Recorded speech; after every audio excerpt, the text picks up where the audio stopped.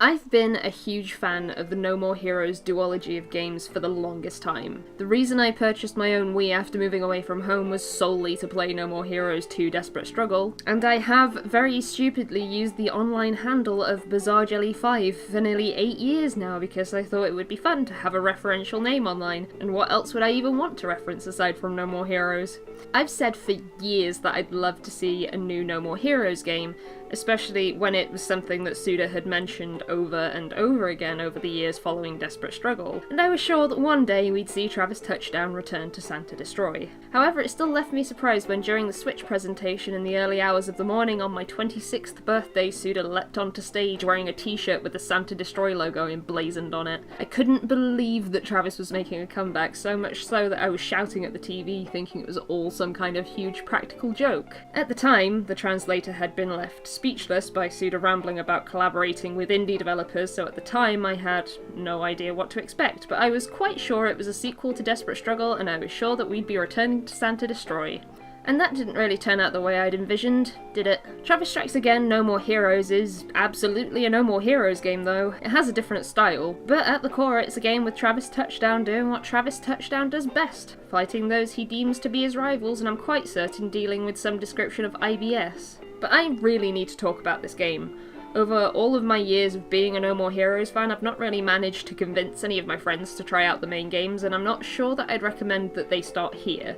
But it's left me with all of these feelings that I need to get off of my chest, and I need to have someone listen to me and understand how TSA and MH made me feel. So I'm going to go over the game level by level and talk about what I liked and what I didn't like, and I hope you can trust that this is how I honestly felt about the game. I've not fallen into the trap of convincing myself that this game is a masterpiece because I've been starved for a new No More Heroes game for close to a decade now, and I also don't care for hating on games because they dare to be a bit different to what we were expecting.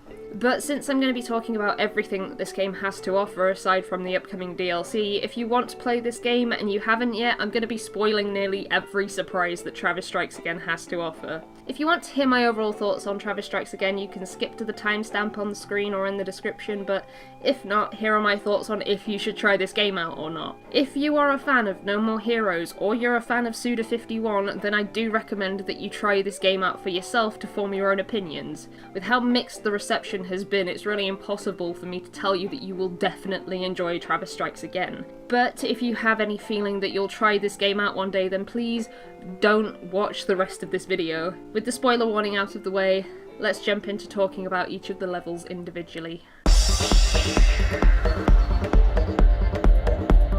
Electric Speed City is in peril as rogue machines make their way to the surface, shutting down the power and letting the city's temperature plummet to 20 below zero. Electro Triple Star is the hero who must return to fight against the machines in order to save the city and those he cares about. I don't know if it's just me, but I really want to play Electric Thunder Tiger 2, forget about playing it within Travis Strikes Again. Electric Thunder Tiger 2 is where we begin our adventure with Travis Touchdown as we're given the chance to explore the world of Electric Speed City, and of course learn what Travis Strikes Again is all about. It's basically the tutorial level that gives you a good taste of what's to come with the rest of the game. You learn what the buttons do, what attacks are useful in which circumstances, and you're given the opportunity to try out a couple of chips. So while we're talking about how the game plays, I want to get this one out of the way.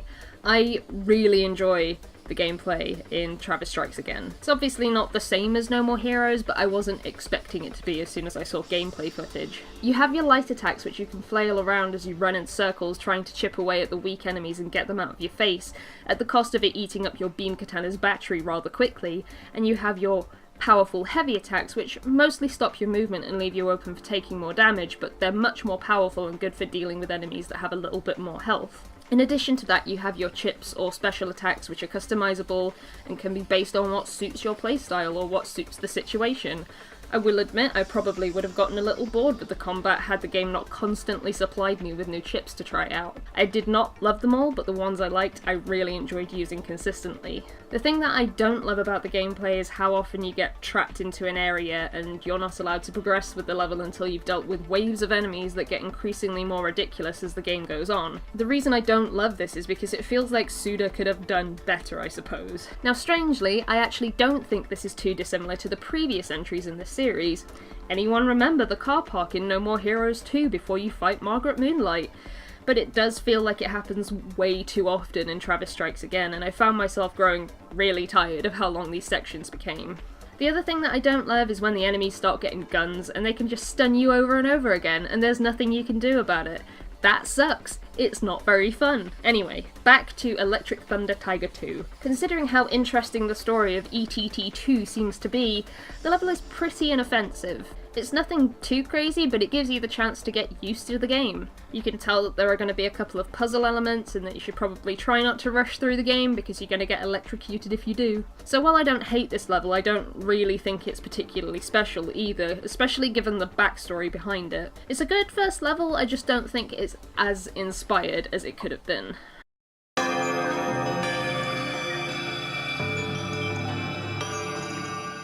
I'm not gonna lie, Life is Destroy is the part of the game where I started to get a little bit concerned. Life is Destroy sees you rearranging streets into paths that you can take towards a house to unlock the next bit of story about the boss of this particular game, Mr. Doppelganger. Honestly, the mechanics of this one don't bug me too much until partway through the cases where the game suddenly decides to introduce the giant blue floating head that can phase through buildings and trap you in corners as a way to eat up your lives and time. Because if you didn't know, you cannot touch this thing in any capacity. If you do, you just die, and you're either sent back to the last time you saved, or you have to use one of your lives to continue your progress. Now is a good time to mention that if you burn through all of your lives and are forced back to your last save point, you don't get new lives, you just have that one attempt to clear the rest of the game, or you have to luck out and find a new life.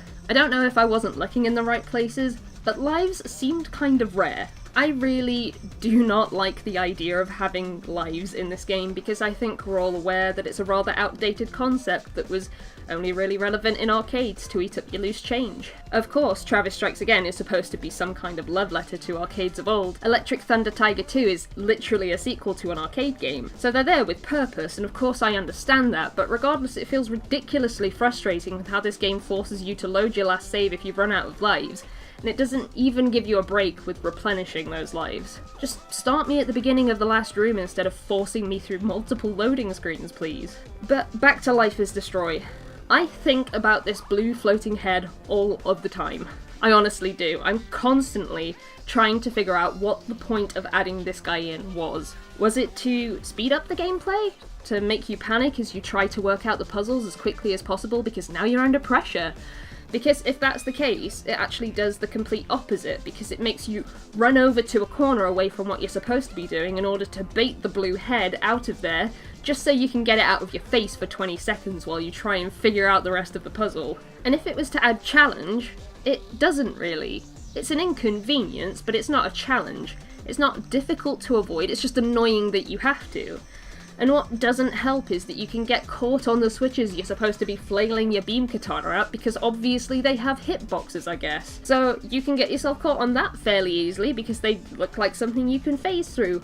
But you can't. It's at this point where the giant blue floating head comes along that I completely wanted to be done with Life is Destroy.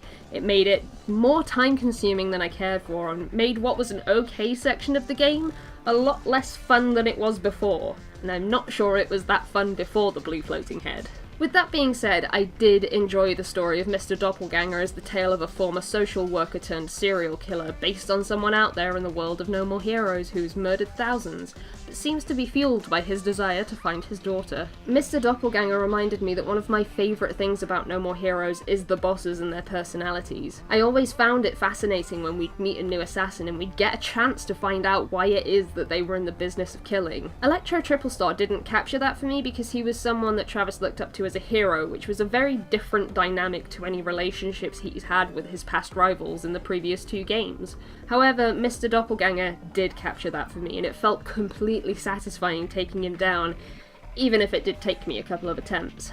So while I do understand why people seem to universally dislike Life is Destroy, I don't think it's all terrible, just in places, and it lasts longer than it has any need to.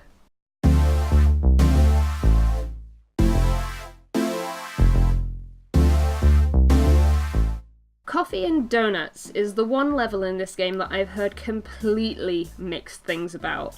Some people think it's far too long, with other people thinking that it could have been a bit longer before wearing out its welcome. This game within the game sees you wandering around a mansion, gaining access to different rooms as you progress in an attempt to find, what else but coffee and donuts, in order to try and bring this dead guy back to life. Most of this game seems to be based around 2D platforming, and while I'm happy that it felt a million times better to play than the Shinobi levels in No More Heroes 2, I'm not sure that Travis was meant for platforming. There were so many times when I could have sworn I pressed the jump button, but I guess I was too close to the edge, so Travis doesn't jump. Don't get me wrong, it wasn't so broken that I couldn't progress. I didn't even find it that frustrating, but more baffling that this was left in. Another thing that I really do not appreciate about this part of the game is how frickin' slowly some of the platforms move. Like, I have other things to be doing. Could you make this donut float a little bit faster, please? Coffee and Donuts is the one section of the game that I think could really benefit from a couple of quality of life changes.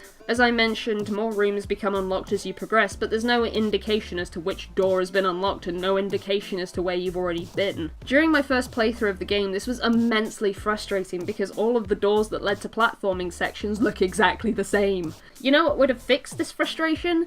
Something like making the doors glow a different colour if you've already been there and retrieved the coffee or donuts. On my second playthrough, I took to making a list of the room numbers that I'd been in so that I'd stop myself from getting confused. As it turns out, it's actually a very simple chapter of the game if you aren't forgetful, which I am. So if you are even slightly forgetful, or you turn the game off and go and live your life in the real world, it's so easy to get confused as to where you've already been. And having to go in rooms, guess if you've been there before or not, and leave when you've accidentally run into the mid-boss for a second time makes what should be a simple experience so annoying and not particularly a good time.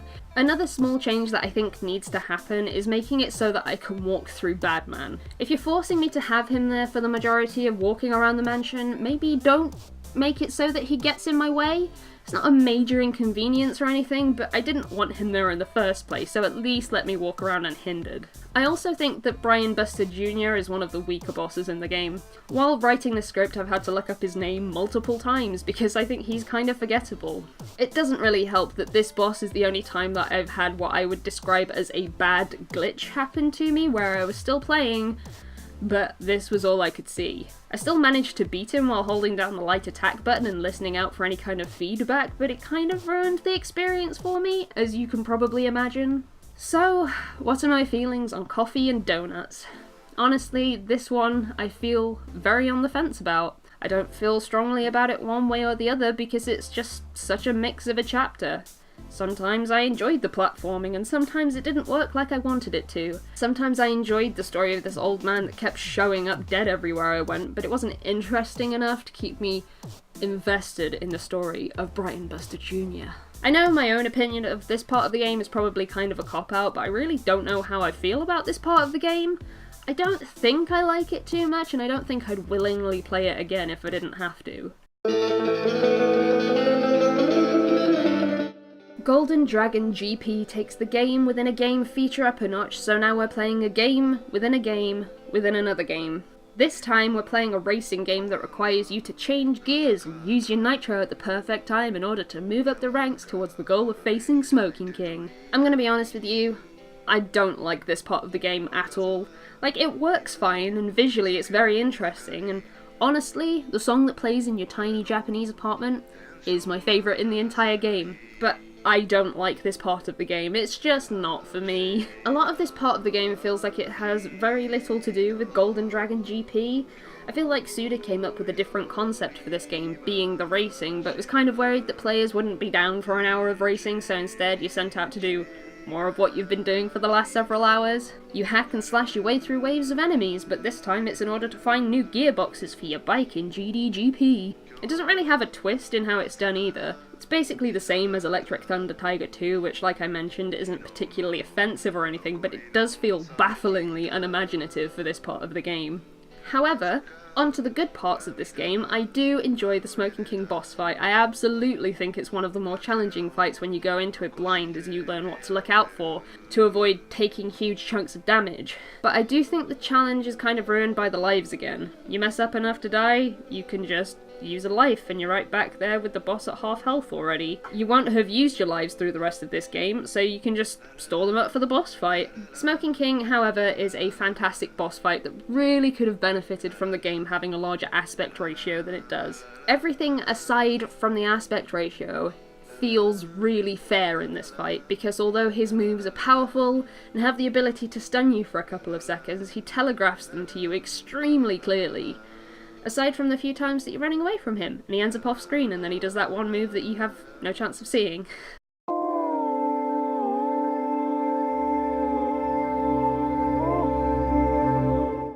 I 100% expected a game like this in Travis Strikes Again. Something like this happens in both No More Heroes games. Remember Let's Shake, the boss fight that you didn't get to have because it died in a cutscene. Remember the 35 assassins in No More Heroes 2 that you don't get to fight because they're either taken out en masse or off screen. Yeah, Killer Marathon wasn't a particularly interesting twist by any means, because this is that one game that you don't get to play because it was never finished.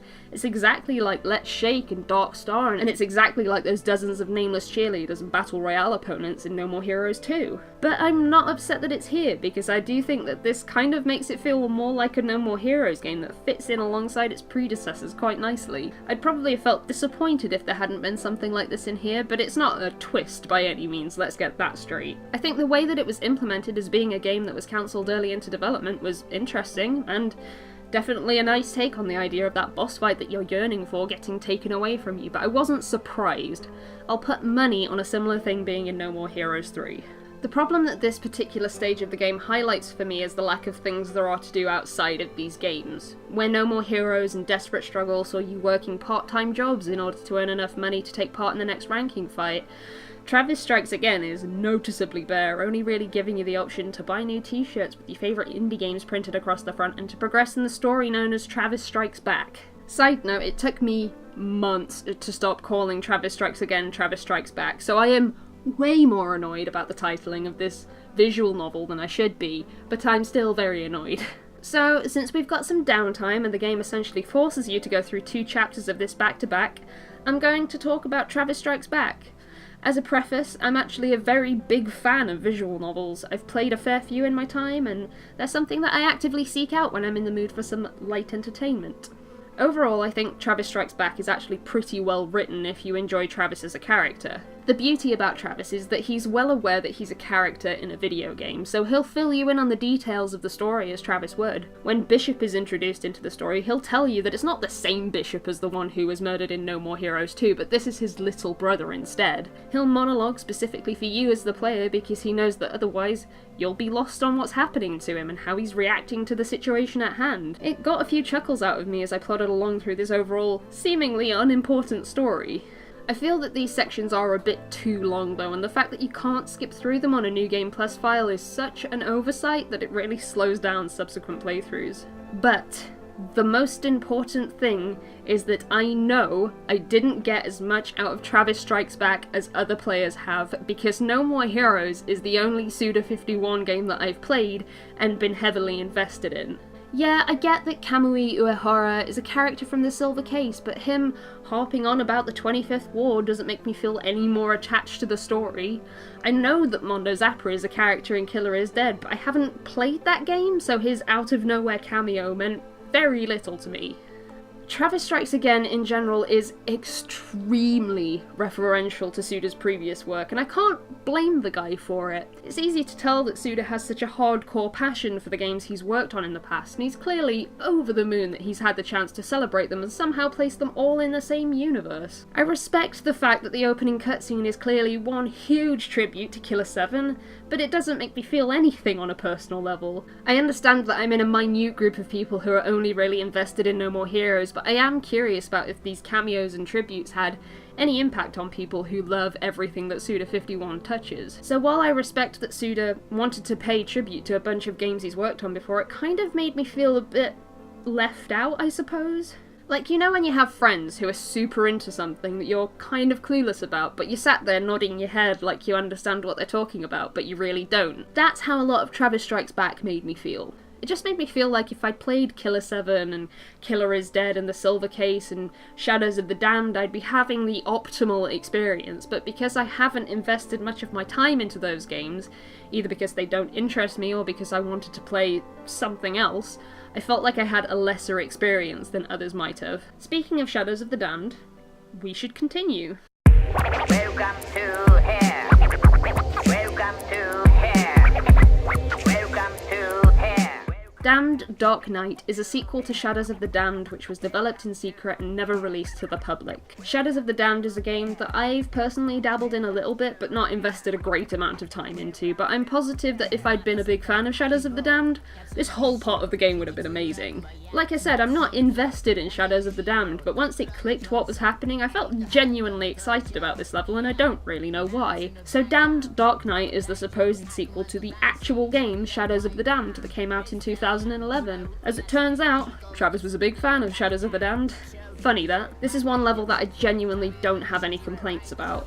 While I vaguely remembered parts of Shadows of the Damned, such as these hideous baby gates and the main duo of Garcia and Johnson, that was about as much as I needed to get through this level with the least bit of context. I would say that this is one game that didn't overstay its welcome, but honestly, I think this is the one chapter that probably could have done with being just a bit longer. On my first playthrough, completely blind, this game world took me 50 minutes to beat.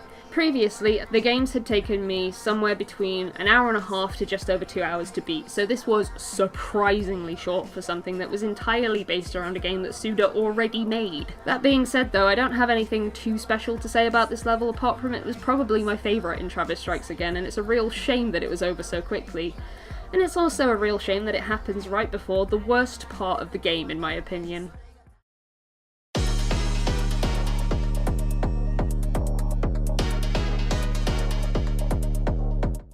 What an awful way to end this video game. Honestly, what an awful sour note to leave this game on. CIA was easily my least favourite part of the game, and nothing could prepare me for the level of frustration and anger this level made me feel. The annoying thing is, there isn't anything particularly remarkable to talk about. It doesn't have an interesting mechanic, it doesn't have an interesting aesthetic, though I should probably point out I'm talking from the perspective of someone who has zero interest in Hotline Miami, so maybe people who have played Hotline Miami and like that game feel differently about the CIA chapter, but I haven't, so it sucks. So the Hotline Miami story that's woven into this chapter is really where I stopped trying to care about the overall story of this game, because it just felt like I was having such a terrible experience with trying to understand what was happening, because I haven't played Suda's entire back catalogue, and I haven't played Hotline Miami.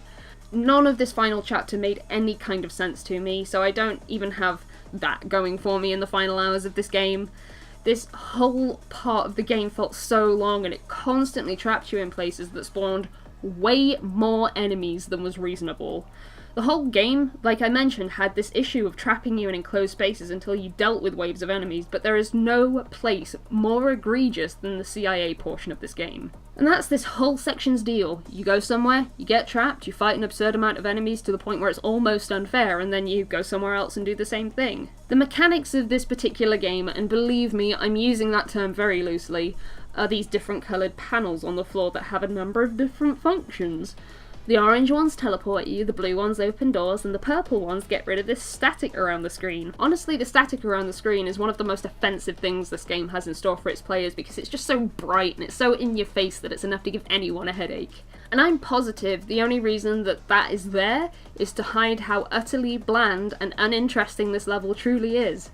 After coming off the back of Damned Dark Night and Golden Dragon GP, can you blame me for thinking this level just sucks? It's like the bare amount of time and effort was put into this final game as they tried to wrap up Travis Strikes Again and get it out before people became too impatient.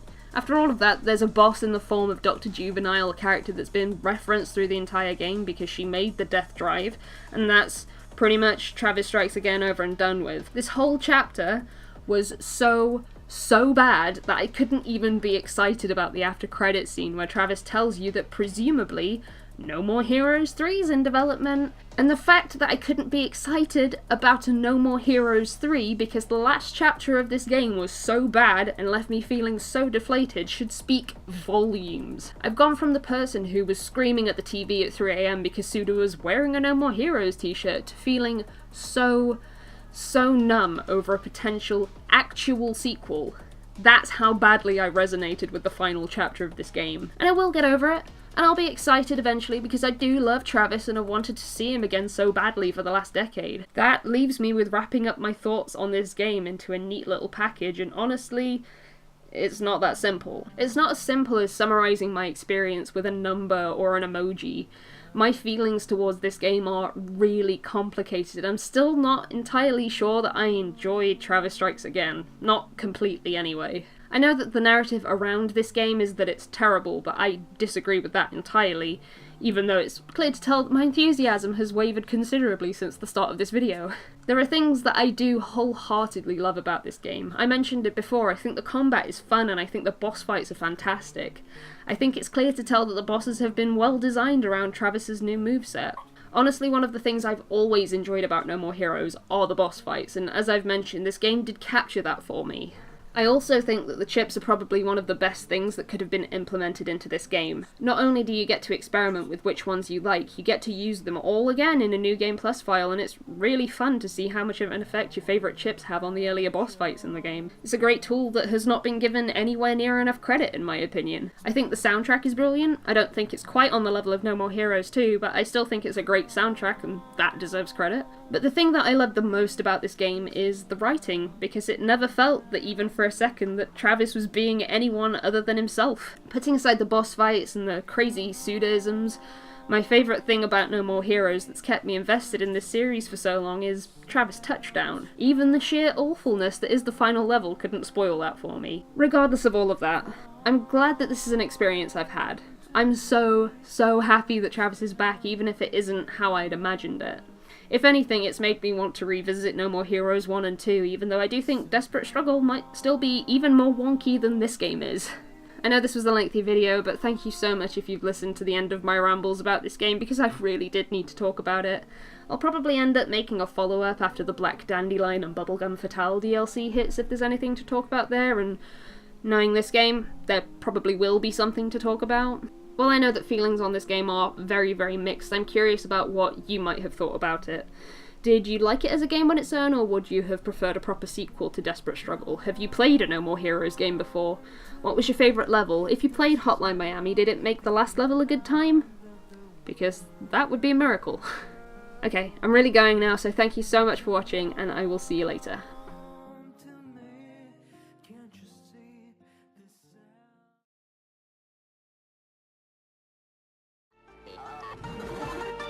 Itadakimasu.